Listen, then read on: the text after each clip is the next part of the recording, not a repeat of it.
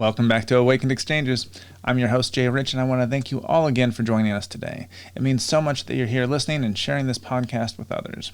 It's all of your new thoughts and energy that helps this podcast community thrive. And for those that are just joining us, I want to truly welcome you to the exchange. You listeners are what keep my energy up and things moving forward. You are the most important part of this podcast, so please remember, if you have any suggestions for topics or guests, I do listen to the listeners, and I look forward to your emails. You can either email me from the website or contact me on Twitter at Awaken Exchanges. I hope you're as excited to be here today as I am to be back with you once again. And much like last week, I want to thank Shawn Shumway for once again joining us on the exchange. This week, we're going to finish our conversation about Tom O'Neill's book, Chaos, Charles Manson, the CIA, and the Secret History of the 60s. I maintain that everyone out there should read this book. Yes, you. Even after you finish this series, I will definitely not do it justice, no matter how hard I try. But there are most definitely going to be spoilers ahead, so consider yourself very forewarned. In the show notes, I've included a link to where you can buy Tom O'Neill's book and support a local bookstore at the same time. This week, we're going to start the dive by going into San Francisco and where Charles Manson gathers his Manson family, as well as follow it down to LA where the Manson Family Murders actually took place. Now, we've been telling the story in a different way and linking the players together from different angles than Tom O'Neill did, hypothesizing as I go, kind of pointing out a lot of coincidences that I hope make you think enough to do your own research and do a deep dive into this subject. Now, we've already talked about CoIntelPro, Operation Chaos, MKUltra, and Jolly West, as well as the JFK assassination. But now we get to wrap how all of that is tied into the Manson Family Murders and just how the CIA may have actually been responsible for killing the 60s. Now, one more thing before I move on, I want to once again thank Wikipedia for providing a lot of the consensus fact material that I use to flesh out the story. Like I said, Tom O'Neill did a much better job in his 20-year thesis writing this book, but this provides a foundation for people to start their own process. Now, before I get to the show, here's a brief rundown of our sponsors. First off, I want to thank all of you personally for your support. Just listening and sharing this podcast with your friends gives me a reason to keep providing the best content that I can. If you have the means and would like to contribute personally, please take a look at our Patreon page where you will get access to exclusive content and deals. As for our other sponsors, Awakened Vapes was the first of the Awakened brands and has been helping you modulate your high with CBD-only, high-terpene vape products since 2019, while Genesis Pharms has been making the highest quality medicinal RSO among many other fantastic products since starting with the medical community back before 2010. And last but not least, the Caramel Corn Company, bringing you caramel corn the way it was meant to be. And remember, if you enjoy this podcast, please follow us on Spotify, subscribe to us on YouTube, or follow us wherever else you're listening, and please leave a 5-star review on Apple Podcasts. I know that every podcaster says it, but that's because it really does help spread the word. You can also support us on Patreon or connect with us on the social media of your choice. We are at Awakened Exchanges on Facebook and Instagram, and at Awaken Exchanges on Twitter. All right, now, stay tuned, and thank you for listening to Awakened Exchanges.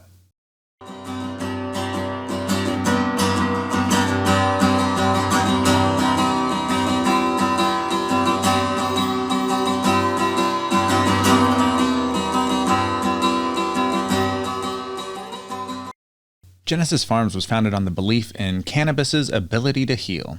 Genesis Pharms is more than a brand. They're a compassionate community of like-minded individuals that generate top-quality cannabis products made with love and care. Community outreach is always on their mind, and their partnerships with Grow for Vets and Parents for Pot was just a beginning to what they hope to accomplish in the coming years. You can find their products on the best dispensary shelves across the state of Oregon. Their RSO is the most consistent quality in the state. Their tinctures are second to none, and their personal massage oil will have you and your partner both coming back for more. Find them on Facebook and Instagram, and ask for them in your local dispensary today. Don't forget to listen to Shawn's interview here on Awakened Exchanges. It's episode number 3. The Caramel Corn Company is bringing you caramel corn the way it was meant to be. made with premium ingredients in small, handcrafted batches and completely gluten-free. The flavors include original, roasted cashew, salted almond, mixed nut, spicy sriracha, white morsel macadamia, peanut butter, butterscotch, and my personal favorites, chocolate drizzle and raspberry caramel apple. I can't say enough about how delicious this caramel corn is. It makes a great gift any time of the year. You can find them on sale in Portland area Market of Choice locations and online again here real soon. Visit caramelcorncompany.com for more information today. Remember, buying local supports small businesses and keeps your money building your community. And last but not least, Awakened Vapes has been bringing you some of the highest quality CBD vape cartridges since ringing in the new year in 2019. I became passionate about cannabis after a car wreck left me with major migraines, and no prescribed pills helped alleviate any of the symptoms. Having only tried cannabis a handful of times in high school and college, it was a doctor's recommendation that led me to give cannabis another try. Only then did I realize that we'd all been at least a little misled about the health benefits of this amazing plant. Despite the unexpected break because of the vape ban and then a global health crisis, the business is stronger than ever, and we invite you to check out our updated website today. We are still offering our 3 varieties with new improved terpene formulations and enhanced flavor to go along with the custom blended terpene effect profiles. Check back at awakenedvapes.com for any updates. You can always email us about wholesaling or white labeling opportunities as well.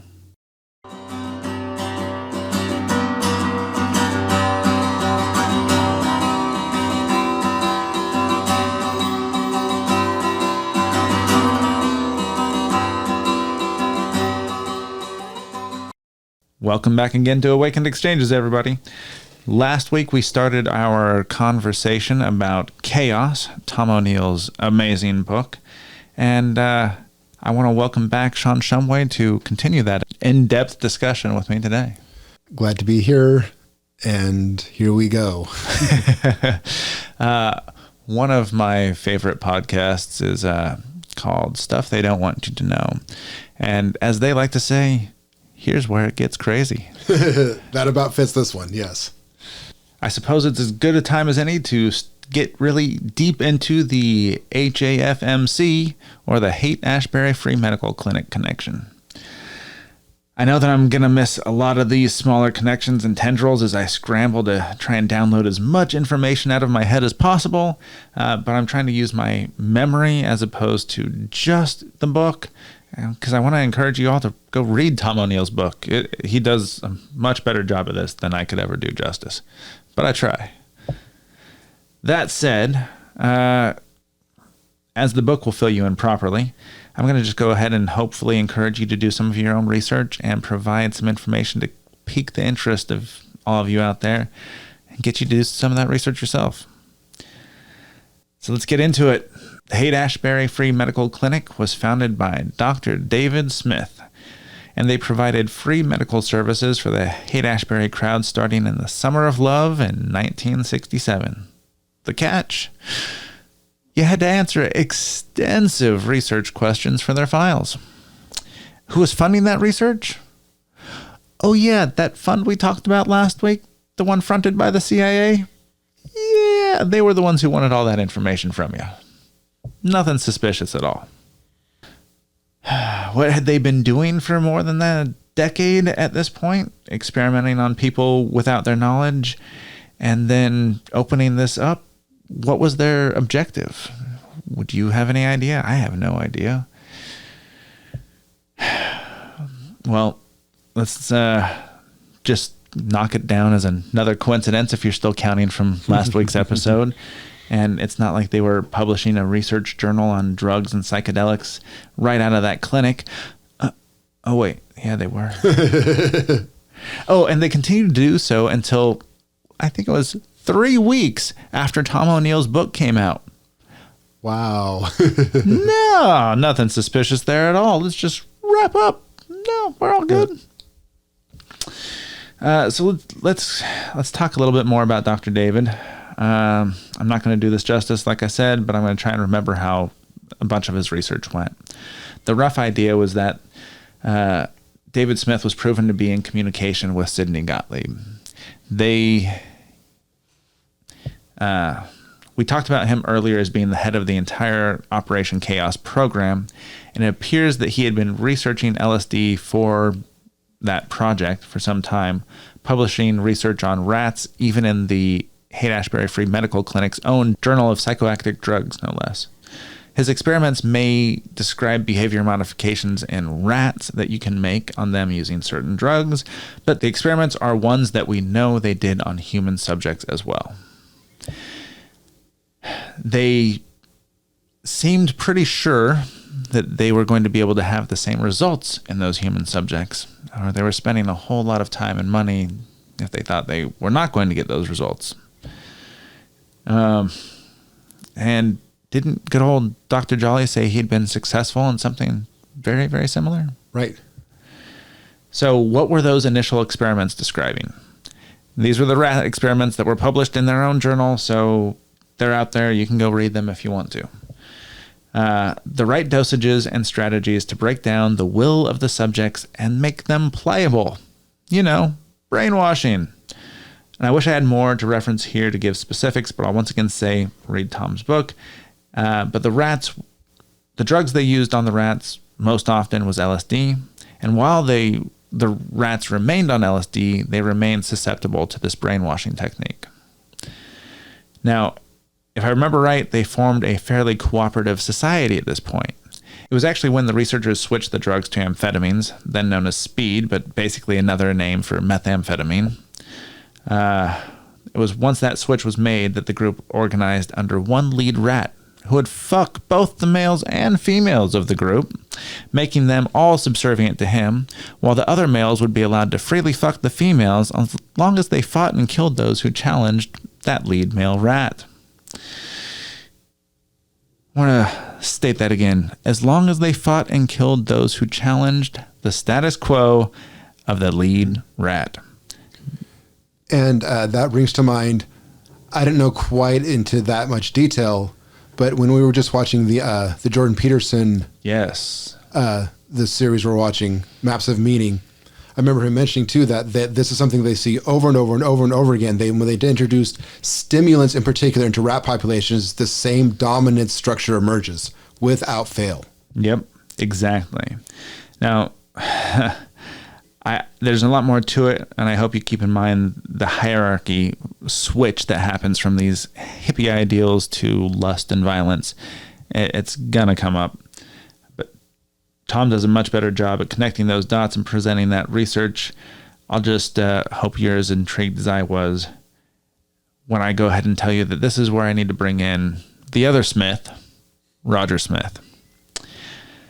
Roger Smith was Charles Manson's parole officer, and not only did he vouch for Charlie after he absconded from Los Angeles upon release, instead of revoking his parole because he disappeared, said, hey, no, why don't you just go ahead and stay up here, and we're going to go ahead and give you all of these drugs.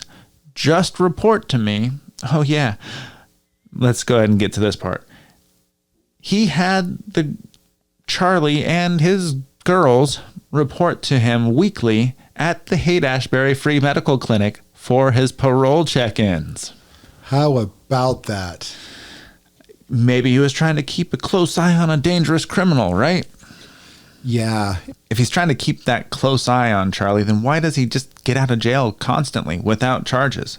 Why would Roger get the probation of one of Charlie's girls dropped in a completely other county while seemingly having nothing to do with the case, and continue to get Charlie out of jams while he was in Los Angeles? All under Roger's parole and supervision, hundreds of miles away, San Francisco, Los Angeles. Charlie had free reign of this system that nobody else did. There was no other way around it. They just kind of, I don't even know what else to say about this. Gee, it's almost like the justice systems treats its prisoners as resources rather than actual people. I can tell you, with my experience under supervision, when I was in Washington, if I left the county without written permission from my PO, I would instantaneously get revoked and be sent back to prison for 3 years. He was arrested multiple times. His parole officer contacted multiple times. And every time they were instructed to let him go. And this is, remember, a lifetime criminal. 16 plus years in the system. But he's fine. We can just let him go. He's not going to do anything wrong again. Exactly. So I guess it's time. Let's go ahead and tackle the spook himself, Charles Manson. Let's put a pin in the timeline as it stands. June of 1967. We'll get back to June of 67. That's, the Haight-Ashbury Free Medical Clinic has just opened. CoIntelPro and Operation Chaos are both in full swing. The cast of characters we've already talked about are meeting and conducting experiments right in the Haight-Ashbury district. And then right into the HAFMC walks Charlie Manson, skipping his Los Angeles parole with the first of his family members in tow. And that right there should be enough for anybody's head to explode. Mm-hmm. But before we can get to the murders and what happened after, we have to step back and tell you about how the American justice system took this tiny kid turned small-time crook, and through this perfect shitstorm of circumstances, transformed him into a full-blown psychopath before giving him everything he needed to fulfill his every twisted, drug-fueled desire. Your tax dollars at work. I just cannot believe this. But, all right, here we go. Charles Manson was actually born Charles Millis Maddox to a single mother in November of 1934, after she had been conned into believing that the father was an Army colonel. Charlie never knew his father, and his relationship to his stepfather, the one where the Manson name actually comes from, was definitely not a great relationship. The fact that his mother was incarcerated multiple times during his early youth probably didn't help the situation either. By the age of 13, he was in schools for delinquents, such as the one in Terre Haute, which is where corporal punishment was first frequently used on him. At the age of 14, he was sent to the Indiana Boys School, where multiple other students allegedly raped him at the encouragement of a staff member. 1948. This is not that long ago, people. And this is, I don't even want to get into the indigenous schools in Canada and all the shit that they're finding up there. But this is that same level of institutional depravity that has just been seeping out of our society for hundreds of years. I really urge you, I don't want to go on to a whole, again, it's time to rethink how we live, just. Yes. The structures are going to change. This does not give Manson an excuse for anything he ever did. You can feel bad for the situation that made him develop, but he still made choices later on in his life as well. Absolutely. I'm just talking about more in the terms of the bigger picture of what this particular event points to is, I think we're going to be finding out a lot more of what our supposed all-caring government has done and things around the world, because the school, the Catholic thing you talked about, that includes Canada as well. I mean, buckle up, people, because things are going to change, and remember your true community, because that is what is important. Yeah, we're going to have to start thinking local here pretty soon. I really hope people do. So he ran away from this Indiana boys' school 18 times while he was here. It was here that he developed his insane game, a defense strategy where he would screech and wave his arms around, acting as if he were an insane person in order to discourage further attacks. Again, this is all fucked up and things that should have been significantly different for him, but doesn't excuse any of his actions. Up through 1958, he was doing mostly petty things. If by petty, that includes being caught at 17 raping another teen boy at knife point. That's what they considered petty. Don't worry, though. He got released on good behavior 2 years later. He also got married and divorced from Rosalie, whom he had a son, Charlie Jr. Then he started pimping out a 16-year-old girl and cashing forged checks. At his trial, Leona made a tearful plea saying that she and Charlie were in love and intended to marry if they were freed. The judge suspended the sentence, and they were eventually married, most likely to stop any testimony in court. They then went to New Mexico, where he pimped her out yet again, and eventually he was arrested in Laredo, Texas in 1960 on a parole violation. And that's the last time that you'll ever see a charge stick to him again. Now, I want to make a point here that besides what this is all leading towards, even back then with this one person, there's something about this dude. He had a magnetism. He had a way to influence people. That's just something he apparently inherently knew how to do. And I'm sure that over time this was noticed. It was. In fact, what I thought was first looked like a random note was the fact that a very young Danny Trejo was actually one of the people in the county jail at Los Angeles at the time Manson was there. What ended up standing out to me, however, was that Trejo had said Charlie was already a talented hypnotist. This was 1960, pre any of this other stuff. He was in jail, and on top of what was always said as his natural charisma, Charlie had somehow already developed some sort of hypnosis technique that he was showing off in jail to these people. It's like, yeah.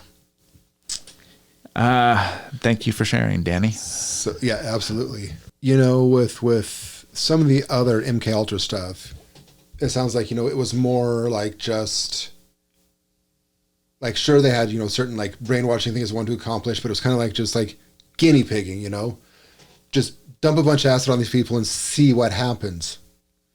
This sounds more like there maybe was a specific goal in mind. I don't know that I actually talk about it in here. There were some other cases associated with Jolly West where he basically talks about, we've got to stop talking about this as theory and we've got to have to try it. Including this case, I don't think I talked about, so I'm going to mention it real quick. I wish I could remember the guy's name. He was a soldier stationed in, I want to say El Paso, Texas, where Jolly West was the psychiatrist. And then all of a sudden, this guy who has no previous record, no anything ever, girl goes missing, and they find him wandering naked, covered in blood. Little girl, insane, bad, horrible things. He doesn't remember anything, period, ever. It maintains that all the way throughout everything. He's killed, sentenced to death, and is electrocuted within a couple of years. Just so happens all these other coincidences line up right around that timing. And it just makes me think that they were trying to prove that you can get people to do things that were against their moral code and make them forget about it. I just don't know what else you can really say. So after his arrest, he was moved to from the LA County Jail to the U.S. Penitentiary at McNeil Island in Washington State. Leona was granted a divorce in 1963, and it was alleged that she and Manson had a son named Charles Luther. In June of 1966, he was sent to Terminal Island in Los Angeles County in preparation for his release. And on the day of his release, March 21st, 1967, he had spent more than half of his 32 years on Earth in institutions. He actually requested permission to stay inside. He said that he felt more comfortable in than out. And what a different world we would live in if that had been the case. Of course, who knows if he could have had access to eventually getting an entire prison organized for something. I honestly think that without the LSD and the MKUltra experiments, that there was a chance he mostly just wanted to be left the fuck alone. And in prison, he knew the system well enough that he was, comfortable. He was in his own element at that point. That makes sense. Having known people with the whole institutionalization thing, I could see it. Now, I want to stress this next part is considered consensus fact, even as edited by Wikipedia. Okay? This is not something that's like fringe or out there. But less than a month after his release, March 21st, from prison, Manson moved from Berkeley to Berkeley from Los Angeles, which would have been a probation violation. Instead, after calling the San Francisco Probation Office upon his arrival, he was transferred to the supervision of criminology doctoral researcher and federal probation officer Roger Smith. Until the spring of 1968, Smith worked at the Haight-Ashbury Free Medical Clinic, which Manson and his family frequented throughout their stay at the Haight. Roger Smith, as well as the HAFMC's founder, Dr. David Smith, no relation but both equally creepy, each received funding from the National Institutes of Health to study the effects of drugs like LSD and methamphetamines. Both play a big aspect here on the counterculture movement in the Haight-Ashbury. The patients at the clinic became subjects of the research, including Manson and his ever-expanding group of mostly female followers who came to see Roger Smith regularly. That much is agreed upon. When and how Charlie and Roger first got connected is not. How he got away with blatant parole violations within weeks of release is not. Tom O'Neill also proved that a large chunk of the HAFMC's funding came directly from the CIA. What did that rat research show again? How was that rat society structured when they were trained on LSD and then transitioned to speed? I'll share more details, but if you take a look for yourself, the structure of the Manson family, you decide. Mm-hmm. Still counting those coincidences? So this takes us back where we left off, June of 1967. The Haight-Ashbury Free Medical Clinic has just opened. Charlie walks in with one of the initial research patients, clients, subjects, whatever you want to call them at this point, already getting to skip out on his parole with a get-out-of-jail-free card, with the first of his family members in tow. And I'm not going to go into the much seedier sex side of the Manson family, but it did appear that the Smiths were, how do I put it, pleased with the amount of young women that would freely come into their offices with Charlie. Yes, double entendre, as you please. Had Roger already met with Charlie before this? Had his association with David led them to the inevitable conclusion highlighted by Dr. Jolly that these would have to actually be tested and put into real-world situations? These are all the thoughts that I was having by this point. It doesn't seem out of the realm of possibility or even plausibility to me. No, and I'm trying to really approach this from somebody who may not be a little more of the quote-unquote conspiracy minded. Yeah. Looking at this from, you've pretty much lived your life by what the status quo has told you. Even in that point, I think the case is really well laid out. Well, I am very grateful for that book to help me along laying this out, because I would have never been able to put these pieces together. But once you actually get the information, you're like, the pieces missing from the puzzle don't take away anything from the picture to me. Mm-hmm. So Manson received permission from Roger Smith to move to Berkeley, or rather from Berkeley, after he had just absconded to the Haight-Ashbury district in San Francisco, which is where he supposedly took LSD for the first time. From there, he used it basically nonstop for the next, until his incarceration, basically. David Smith, who before founding the Haight-Ashbury Free Medical Clinic studied the effects of acid and amphetamines in rodents, wrote that the change in Manson's personality during this time was the most abrupt Roger Smith had observed in his entire professional career. Though I want to make a little note here. That is completely contrary to everything that was said before the trial. Everything that was in the court records, everything that they did to get him out, said, oh, he's a model probationee. It was only after he and his followers were charged with the murders that this was, this information decided to come out. It was also at the same time that Manson decided to read the book Stranger in a Strange Land, a science fiction novel by Robert Heinlein, inspired by the burgeoning free love philosophy in the Haight-Ashbury during the Summer of Love. And that book, Manson decided to begin preaching his own philosophy. Mixed on that, the Bible, Scientology, Dale Carnegie, and the Beatles, which quickly earned him a following in the Haight.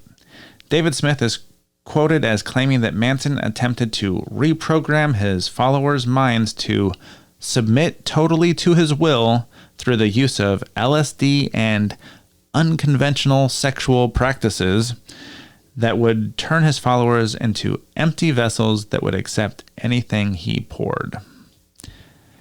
Now, is it just me, or doesn't this sound suspiciously like David's own published research on rats? I was just going to say, I wonder where he learned that. Manson family... Somehow I don't think that was the hypnosis technique Danny Trejo was talking about. It may have played into the reason why they decided to pick Charlie, because he was already charismatic and, could get a following. Mm-hmm. But I think it was that perfect storm of, hey, look what we found. Yep. So Manson family member Paul Watkins testified that Manson would encourage group LSD trips and take lower doses himself to keep his wits about him. Watkins said that Charlie's trip was to program us all to submit. By the end of his stay in the Haight in April of 1968, Manson had attracted 20 or so followers, all while under the supervision of his parole officer, Roger Smith. I just don't get how you can let a cult start by your parolee. Also, while under the supervision of Roger Smith, and as consensus fact, published even on Wikipedia, Manson grew his family through drug use and prostitution without reproach from authorities. Manson was arrested on July 31st, 1967 for interfering with a police officer in the line of duty in an attempt to prevent the arrest of one of his followers, Ruth Ann Morehouse. Instead of him being sent back to prison, or Ruth being sent back to prison, the charge was reduced to a misdemeanor. Manson was given 3 additional years of probation. He avoided prosecution again, and her probation was ended early. Again in July of 68, when he and the family were moving from San Francisco to Los Angeles, with the permission of Roger Smith, somehow, yet again, being able to supervise him from hundreds of miles away, obviously, no problems there, right? Manson and members were crashed in a ditch, and when the police stopped to see what was going on, Manson and members of his family, including Bruner and Manson's newborn baby, were found sleeping naked by the police. Afterwards, he was arrested again and released only a few days later, this time on a drug charge. Still no parole or revocation. So he goes from being a 7-year sentence almost for basically parole violation to just being let off every single time he gets arrested for something new. Normally when you hear about somebody that has these kind of get out of jail free cards, they're somebody very wealthy, very high up, very well connected, not a lifelong criminal. I mean, exactly. Why would they be letting this guy go? Well, the official narrative basically skips from July of 68 to August of 69 and straight to the Tate LaBianca murder cases. It goes something like, the Manson family developed a doomsday cult when Charles became fixated on the idea of an imminent apocalyptic race war between America's black population and the larger white population. A white supremacist, Manson told some of the Manson family that black people in America would rise up and kill white people, except for Manson and his family, but that they were not intelligent enough to survive on their own, so they would need a white man to lead them. And of course, Manson would serve as their master. Yeah, I'm sure that would go over really well with those Black Panthers that he was trying to instigate.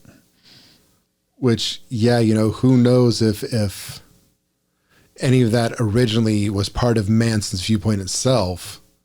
It's how much training and conditioning he got, and, that seems like it would just be a very powerful button to push. And I think that's exactly what it was, a button to push. Late in 1968, Manson adopted the term Helter Skelter, taken from the song on the Beatles' recently released White Album, to refer to this upcoming race war. From there, it skips to early August 1969, when it says some Manson family members committed the murders in Los Angeles. The Manson family gained national notoriety after the murder of actress Sharon Tate and 4 others in her home on August 8th and 9th in 1969, and then Leno and Rosemary LaBianco the next day. Tex Watson and 3 other members of the family executed the Tate LaBianca murders, allegedly acting under Manson's instructions.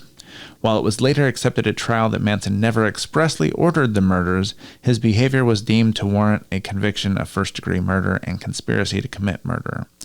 Evidence pointed to Manson's obsession with inciting a race war by killing those he thought were pigs, and his belief that this would show the Black Panthers how to rise up and do the same.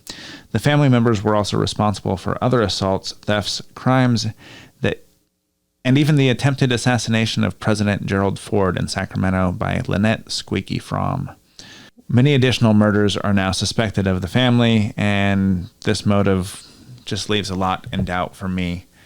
Again, Tom tells it better if you want more, but let's go ahead and deviate from the standard narrative and now go back to the family leaving San Francisco and moving to Los Angeles in 1968. So we know that he just basically spent a year, the summer of love, in San Francisco, and weekly meetings at the free medical clinic, getting acid freely from there to dose his subjects with, getting training from these guys most likely. And now he's being allowed to leave, go hundreds of miles away, and this is Charlie out on his own, supposedly now. He has gotten the information and the knowledge, and now he is out there. What was Operation Chaos and supposed to do again? Oh yeah, stir up trouble with the Black Panthers. Right. They, think maybe they, pushed that button a number of times while he was up there, making those thoughts stir around crazy in his head. Now, I don't know if I get to it later on, but the Summer of Love went from this acid hippie fest to lots of violence and extreme drug use over the change of one summer, which so incredibly mimicked how the rats change in behavior as soon as speed was introduced. The CIA was funding all of this drug research and most likely responsible for all of the acid that was in the area. They were also most likely responsible for all the speed that was in the area. And they were studying drug effects on what again? Rats. Just rats. We promise. I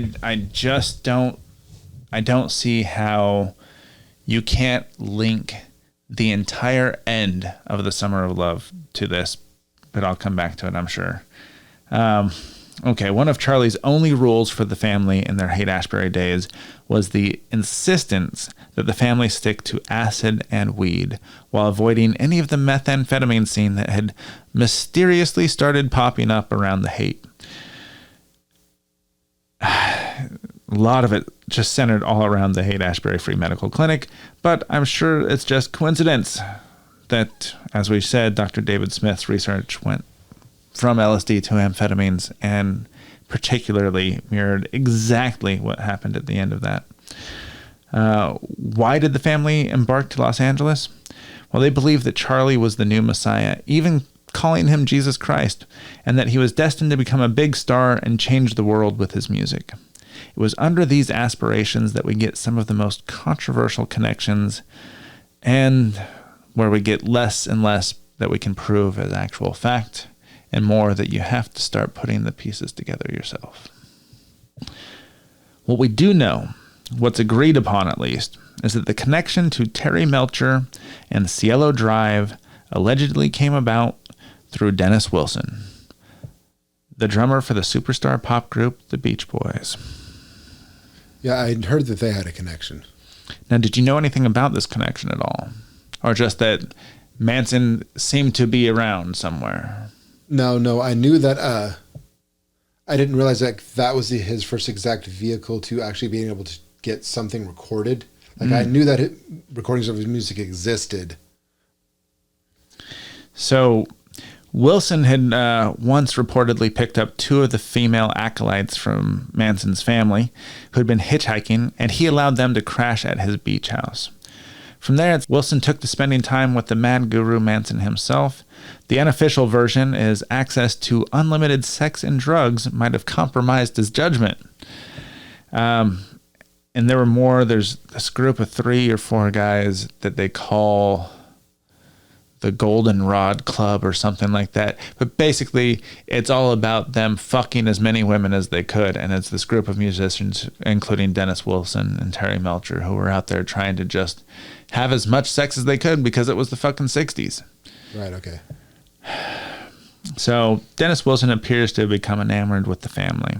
At the time, he was also very tight with Terry Melcher, the son of Hollywood star Doris Day, who had performed backing vocals on the Beach Boys' Pet Sounds album.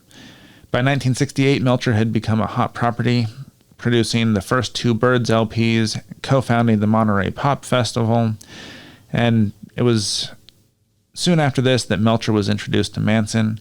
All indications are that Melcher felt the same way Wilson did. Terry Melcher swears that they never recorded Charlie, but there are many, many reports to the contrary. Whether they were placating him for access to all of his young female companions, most of them were underage, mind you, or whether they thought he could actually be a star is up for debate. What isn't up for debate is the fact that the Beach Boys did a cover of one of his songs. His version, Cease to Exist, was recorded by them with modified lyrics and the new title, Never Learn Not to Love. He was furious when he didn't get a songwriting credit for that. Mind you, this was during the time that Terry Melcher was living at the Cielo Drive house that the Manson family would allegedly send Tex Watson and the others to kill the current occupants. That would be the famous Sharon Tate murder scene. Now, before we get to the murders, however, there's a marked change in Charlie when he goes from an aspiring star to ever-increasing paranoiac. The change probably coincides with his growing frustration at not instantly becoming a huge star, but it isn't helped by the family's ever-increasing drug habit, which by this point had come to include speed. After more than a year straight of acid brainwashing, Charlie was now becoming that alpha rat controlling his subordinates, just as predicted by Dr. David Smith's research. Come on, people. How many procedural crime shows have you seen? How can you not see like the steps of how this is unfolded? That's just another coincidence, right? Right. Wouldn't the CIA want an inside man trying to keep an eye on things if they were trying to stir the pot, though? I mean, you'd think they'd want to look in on Charlie if, Roger was still up in San Francisco. So who would that be? Yeah. Well, Tom O'Neill presents a really good suspect named Reeve Whitson as that inside man. Now, Reeve Whitson was a man with an eidetic memory and a talent for espionage. All of his friends and family either straight up say that he worked for the CIA or were not surprised at all by the assertion when asked. The Oscar-winning visual effects cinematographer for Star Wars, Richard Edlund, pondered his enigmatic friend Reeve Whitson after it was shown to him that his job was to seemingly infiltrate hippie groups for U.S. intelligence. Now, Reeve Whitson's social circle also included U.S. Air Force General Curtis LeMay, another conspiracy theory favorite, as well as notorious SS officer Otto Skorzeny. That's quite an interesting little circle there. From Hollywood stars to generals to SS officers. No, nothing suspicious about this weird random guy who shows up in the middle of all of this with a perfect memory. You know, there's a certain portion in the book of What the Bleep Do We Know, where they talk about, you know, there's a lot of attention that should be given to the military industrial complex, but there's also the entertainment industrial complex. There's a very much interweaving going on there, as we just saw. Oh, absolutely. So Reeve later seemed to lament to friends that he could have prevented the murders, but he wasn't allowed to. There were also rumors that people were on the scene of the murders before the police had been contacted. Reeve Whitson is a good suspect to have gone along with Charles Manson after the fact, and he seems to have actually called the main witness that tied Manson to the Cielo Drive house before the police had even known the bodies were there. Sharon Tate's friend and personal photographer, Shirok Hatami, had testified that he had seen Manson drop off Terry Melcher at Cielo Drive months earlier. Hatami says that the call from Reeve Whitson came to him at 7 a.m., That's a full 90 minutes before the police were even on the scene. There were always rumors that somebody else had shown up. Manson at one point said that he had. Manson being tied to Reeve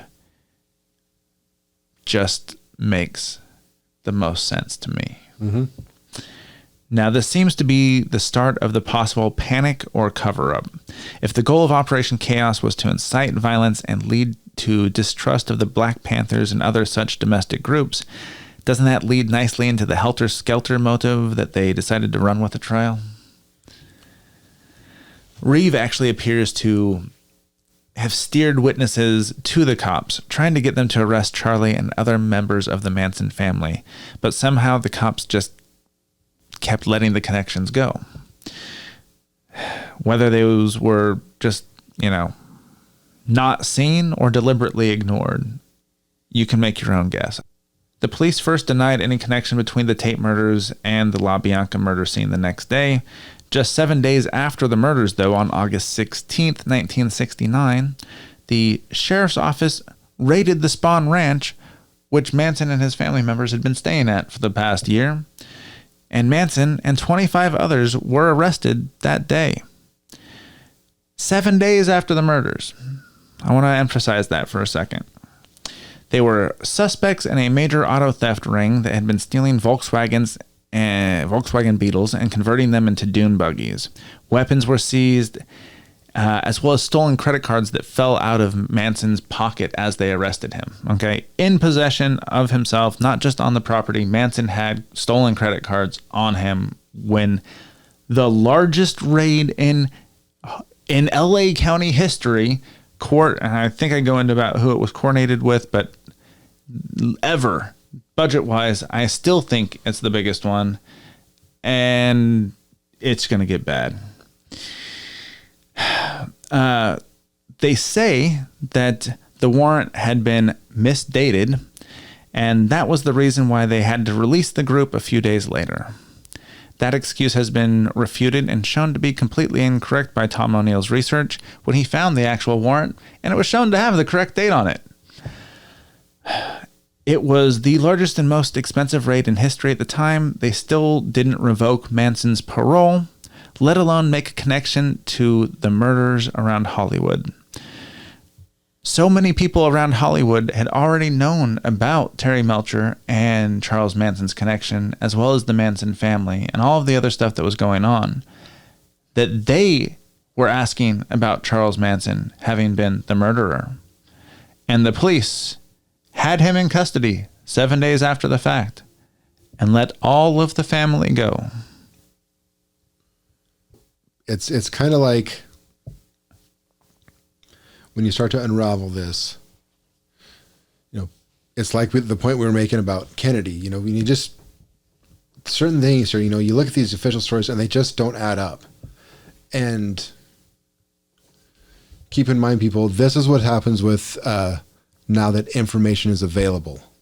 Yeah, people couldn't just hop on the computer and check up facts or call people on their bullshit.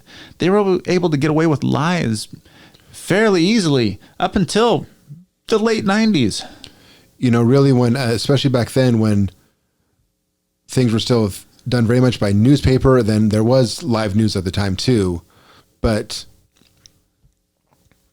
we still had a very, very limited access to what information was available. There was no 24-hour news cycle that was going on. Very, very easy for things to be done under the radar. What was the CIA's goal at this point? Were they hoping that the boiling point would be reached, that Manson's insane helter-skelter delusions might actually be pulled off? Do you think they actually wanted a race war to show up from all of this? What were they trying to do? Well, so we're obviously talking about, testing the theory of somebody programmable. So that's probably one aspect of it there.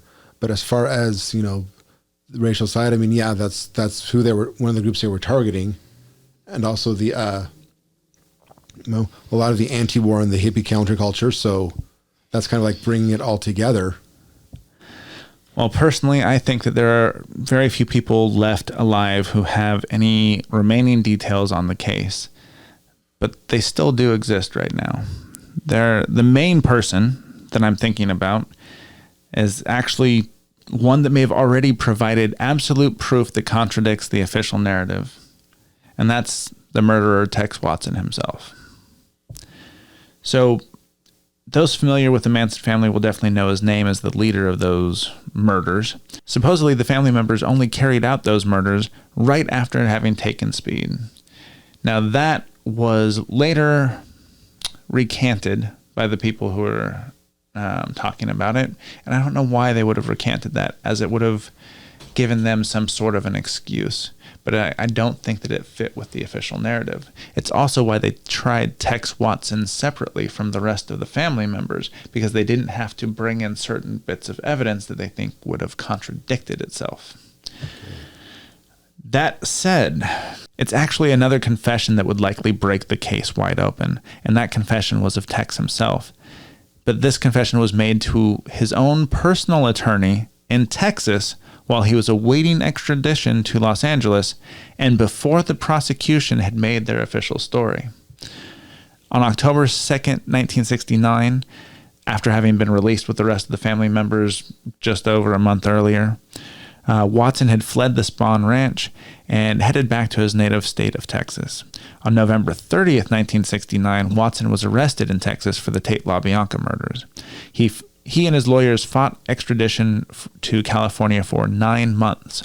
Upon arriving in California, Watson stopped talking and eating, losing 55 pounds, and began regressing to a catatonic state. He was admitted to a Tuscadero State Hospital for a 90-day evaluation period to determine if he was fit to stand trial. Watson stayed there until February of 1971, when he was deemed able to stand trial. Here's the thing. Tom O'Neill uncovered those confession tapes made to the lawyer and located where they had actually ended up after the law firm's property was all sold. The tapes were supposed to be released to him, but he actually agreed to let them be released to the new district attorney for San Francisco, as they had developed a good relationship, and that DA agreed to let him, Tom, see the fruits of that labor after they were in possession. Wow. Guess what happened? The DA decided that there was nothing of substance on those tapes and has now sealed them. Tom was not allowed to see them, and it was just like they never existed again. Don't bother. It's not worth your time. You don't need to see these. I'm just going to seal them up just in case. Yeah, don't pay any attention to the man behind the curtain. Yeah. There's nothing of interest, nothing of substance, but I'm going to seal them. Exactly. Nothing of substance here. Might as well not dispel any rumors and rather let it just sit there and fester for another 50 years. Mm-hmm.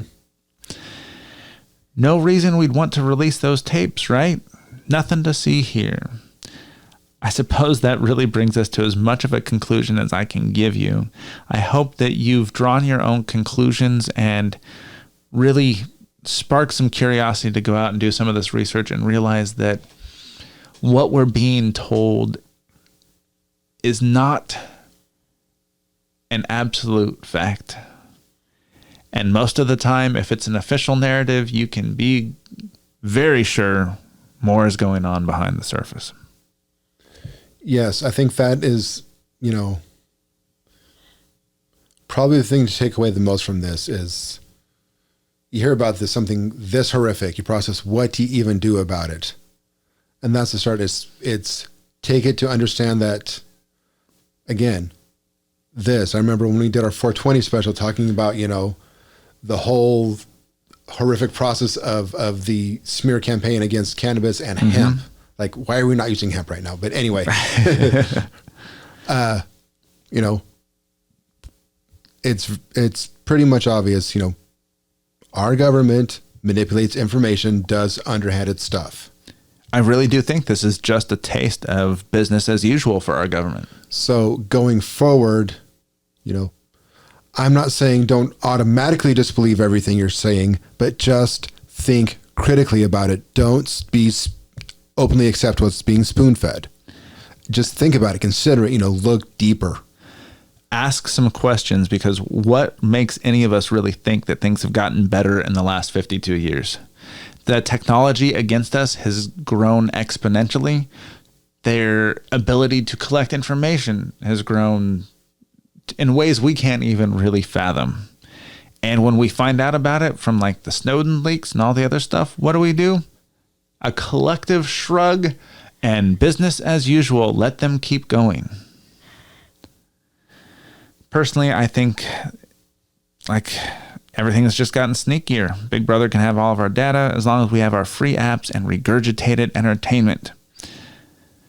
So I just hope that all of you stay aware and stay awake and keep asking questions. Oh, there's so many directions I want to go with this because, it's time to really rethink our lives here, people. Not to sound a little doomsday here, but the way we live our lives is not going to fit anymore.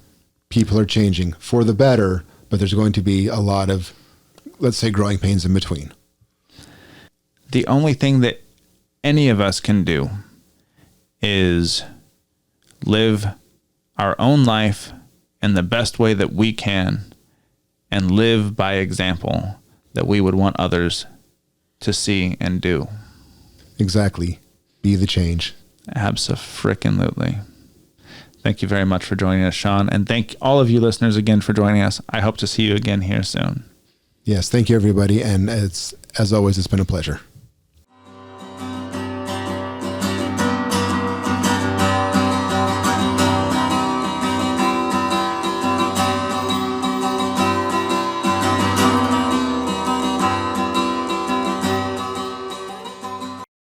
Thank you again for joining us here today. I hope you enjoyed this short series on the exchange.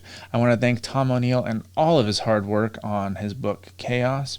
Without his diligence, we would know so much less than we do about this pivotal part of American history. I also want to give a special thanks to Shawn Shumway for joining us again today and finishing out this series with me, as well as an even more special thanks to all of our listeners, because you are the reason I make these podcasts. I hope you continue to enjoy them and that you keep spreading the word about the exchange and these amazing Awakened Vapes. Please tell your friends about us, follow us on Spotify, subscribe on YouTube or wherever else you're listening, and please leave a 5-star review on Apple Podcasts. Every podcast says that because it really does help with visibility. You can also support us on Patreon or connect with us on the social media of your choice. We are at Awakened Exchanges on Facebook and Instagram and at Awaken Exchanges on Twitter. Thanks again for listening to Awakened Exchanges. Have a blessed day.